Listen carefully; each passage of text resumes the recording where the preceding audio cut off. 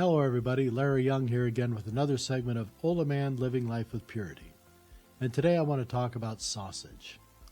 Last week I went into my local Costco before the Labor Day weekend, and I was trying to get some things for, my pantry and things like that to load up on. And one of the things, I was going down through the meat counter, I saw all the choice cuts of meats were there. There was lots of hamburger, lots of chicken, lots of roasts and things like that. But the sausage area was pretty empty. The sausages that they put out there, everyone was buying sausage. I asked the guy behind the counter, I said, what's going on? Why, are people buying so much sausage? He says, they don't have any money. He says, so they're buying the sausage because it's cheaper.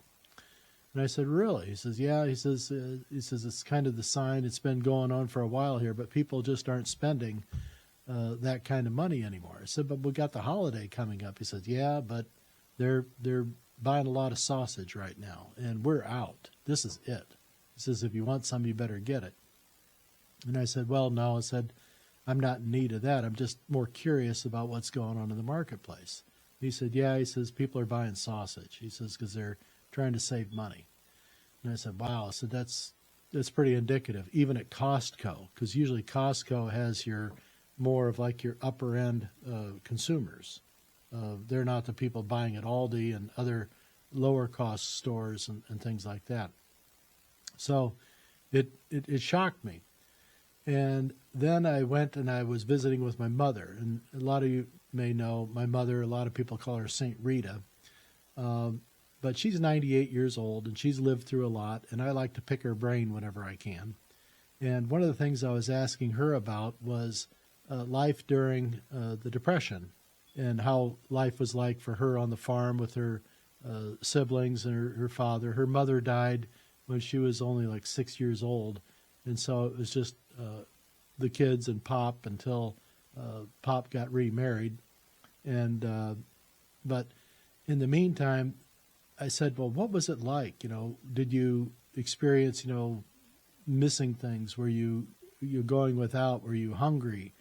And things like that. And she says, no. She says, snow still came in through the windows upstairs. She says, but we were never, cold. We always had the blankets and things like that, but we never went cold and we never went hungry.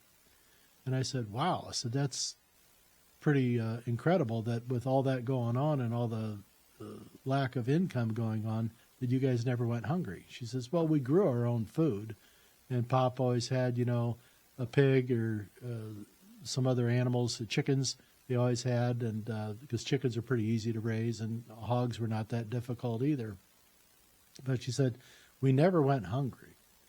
And I said, tell me about that. I said, what was the difference between what you kids and family life was like on the farm versus your friends and other family, cousins or whoever may have been living in town?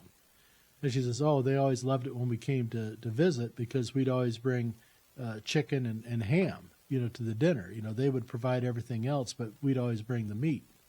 And so they always loved it when we came because we were always bringing good food. They were always complaining about how they were so tired of hot dogs. They had to eat hot dogs all the time. And she says, her brothers and sisters always go, oh, we'd love to have a hot dog. We don't get hot dogs, because hot dogs they had to pay for. But hot dogs and sausages are usually the scrap meats. It's the waste bin from the butchers. They would put that all together, and the waste products or the things, the trimmings, those are going to making their sausages and hot dogs. So it was usually the lower cost quality meats that got thrown into these sausages. And but from my mother's point of view and her brothers and sisters, they were tired of ham. Now, they had beautiful hams and hogs and pork chops and things like that, but they got tired of eating the same thing again and again, as did their friends in the town got tired of eating hot dogs all the time. But the thing is that the people in the towns were having to lower their quality of living and their expectation and even their food because there was becoming this lack of quality and supply in the towns. This was just during the recession that was going on during the Great Depression, and it got even worse sometimes during the war years with the war buildup because there was even less to go around as local commodities. And so she lived through all these things, but she said that they didn't really feel like the Depression really ended for them because they were always poor and they always, dealt with that. And they didn't complain. It was just how things were. And so we had these disparities between the folks in the country on the farms and the folks in the towns and the lifestyles that they were going through under the same general conditions, but it impacted them differently. These folks out here were eating solid foods, groceries that they had grown themselves, their own vegetables and things like this that they produced, their own meats, eggs. They never went without that. But the folks in town, they suffered. So what we're going on and possibly facing right now is much the same, lower level at this point. But it could turn very, very quickly. And the things that could turn things around very, very quickly is whether there's somebody, does a terrorist act or an act of war, and we have a nuclear bomb dropped on us in a very specific area of our country that could basically bring everything to a halt. And what will happen in that instance is that food supplies and things like that will dry up very quickly. And the places where it will happen the worst and the fastest will be in your cities. Now, if anyone's ever followed the news, whenever there's been a siege in a city and it's been choked off from supplies or an embargo's been put on it, what's the first thing that disappears? The animals in the zoo. The animals in the zoo are all slaughtered and poached by the locals to get meat. What's the next thing that disappears? Your dog. Your dogs and cats and things like that will disappear in these towns. They lose their pets because they have to eat them, or somebody steals their dog and eats it. So this is how it can get, and this is how it has gotten historically. It's one of the reasons you don't have dogs in North Korea. If they do, they're short-lived, and other places like that, because these are food, and this is what people are having to go to. And so thinking about what my mother was saying about getting so tired of ham and things like this, and how the folks in the town were complaining about hot dogs, I just thought to myself, my golly, I said, this actually shows when people get tired of the same thing again and again, they start to walk away from it, and they start to get gripey about it, and they start to complain that, life is hard, I got to eat this again. A lot of people don't realize, but back during the early colonial days and settlement times of this country, when they would bring in workers, or they would arrive from, say, Ireland or other places like that, you'd have these workers along the East Coast, because that was where the development was going on. And one of the first items that ever came up in a labor rule agreement was between these new arrivals. I think they were typically the Irish, but it could have been Germans or whatever too. I don't know. It didn't matter. They were workers. But when they would get fed, a lot of times they'd be fed lobster, because lobster was so easy to get and it was so prevalent and in great supply. Well, one of the first work rules that was ever arranged was the elimination of lobster as being the food that they were fed 2 to 3 times a day, because they got so tired of lobster. And lobster became just a bore and a burden upon these people. They got tired of eating the same thing again and again. And I just thought that was funny, because lobster can be between $30 and $100 in a restaurant, and everyone thinks it's such a delicacy. But these people back then had all this supply of lobster, and they just said, well, we don't want any more of that. We'll work, but you can't feed us lobster because it just wears us out.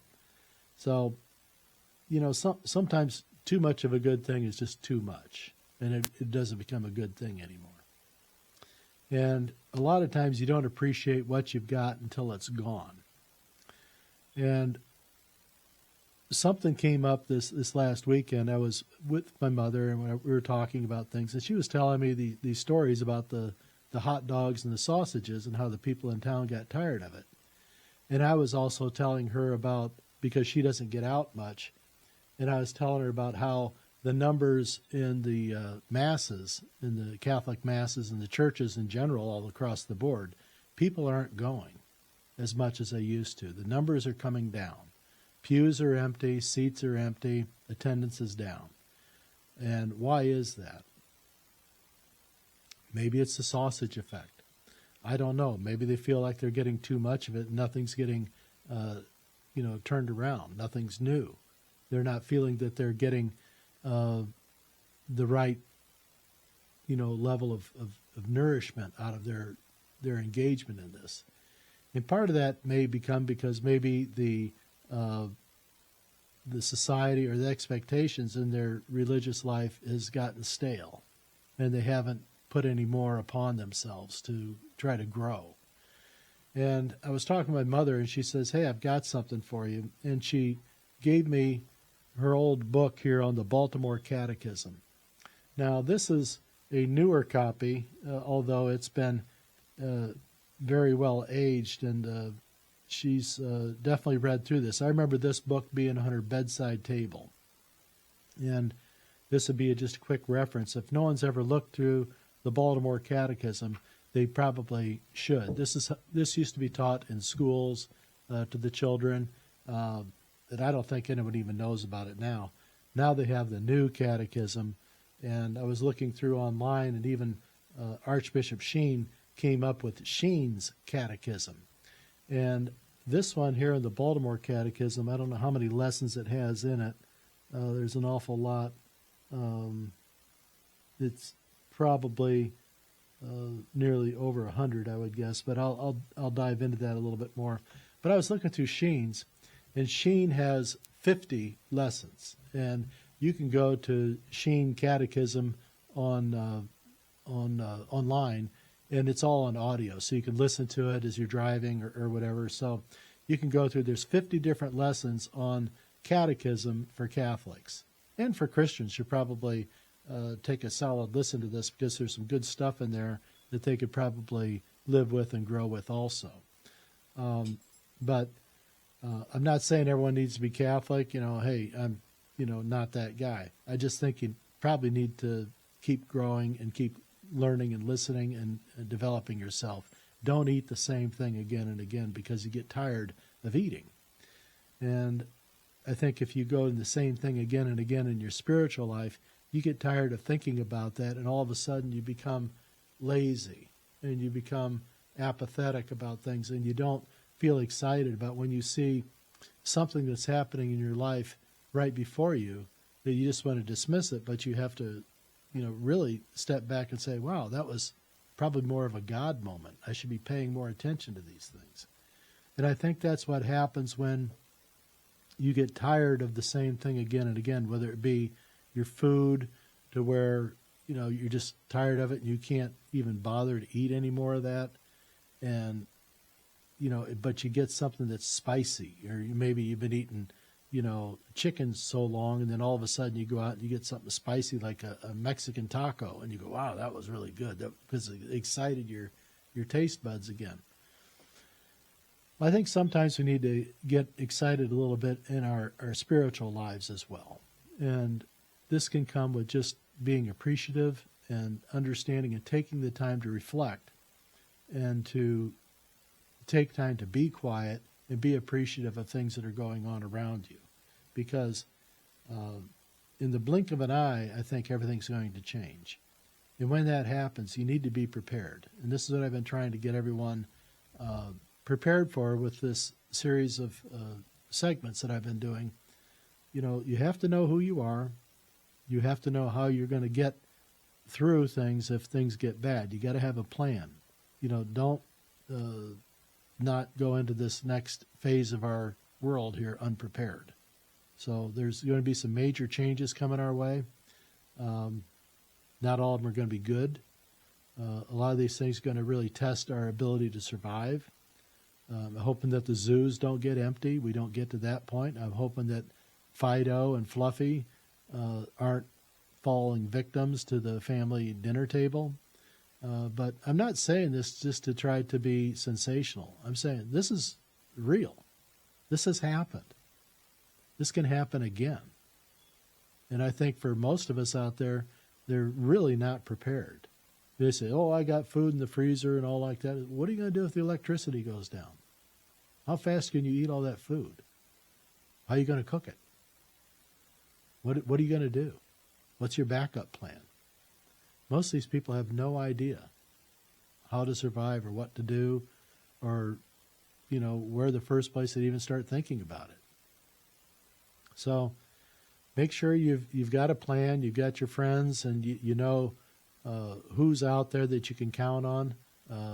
And don't be disappointed if all of a sudden when things do go bad that they stop answering the door and stop answering your pleas, because they're going to have their own stuff to deal with. They may only have hot dogs and that's all they're going to have. And the only thing you're going to have that's going to be able to trade with them is if you've got ham and vegetables and things of this nature. So history repeats itself, and we're humans, and we're pretty, I think, a little bit typical in our responses to things. Humans are no different than any other animal on this earth, that you got to eat to survive. And when you get hungry, decisions change very, very quickly. Hunger is one of the greatest motivators to get people to change their attitude. So, and a lot of times, even with their spiritual life, and when people get hungry for their direction and things like this, and they're not getting it through their church leaders, whatever church you go to, that they're getting complacent and they're getting easy and they're not really feeding you what you need, you get complacent on it. But then after a while you start to miss it, and then you maybe want to come back and try it again, but it's just not the same because you haven't experienced the savoriness of what is there. You're still expecting that hot dog, and what you really want to come back for is something that's a little more savory and kind of feeds you. And I think a lot of times all that savoriness and all those other flavors are in there, but you got to reach for it. You can't be a lazy, faithful person. You have to work at it, and you have to dive into it. You have to read, and you have to think for yourself. It's all been written down. But what you have to do is you have to experience it and dive into the tough stuff too, because that makes the easy stuff more palatable. So it's going to come out in future segments here. I'm going to get into this Baltimore Catechism. This isn't taught in schools anymore. They have new stuff. I know when I went through school in the 60s and 70s, my teachers, the nuns, the priests, no one talked about this stuff. They were all about, everyone's cool, everyone's okay, you open up the doors to everything. But what that did was that left you really with nothing to stand on. And in here, in the catechism, in the basis here, this teaches you why you believe and what it is you truly believe. Because I truly think that most people don't know what they don't know, and they need to dive into things like this. So we're going to get into it, and we're going to start breaking down some of these rocks into smaller pieces here that we can all digest here a little bit. I can't wait for Alex to get back in here. We're going to start a new game I'll play with Alex, and I think we're going to call that So You Think You're a Catholic. And I'm going to ask him some tough questions out of here just to see if he knows, if he can answer some of these things. I think it might be kind of fun, and I think we'll have a little bit of a learning curve. Whether you're Catholic or Christian or whatever, a lot of these principles go together. So leave the Catholic label out of it. Let's just talk about learning about God and how things work together. So we'll get through this. But in the meantime, I love you, and I'll be back.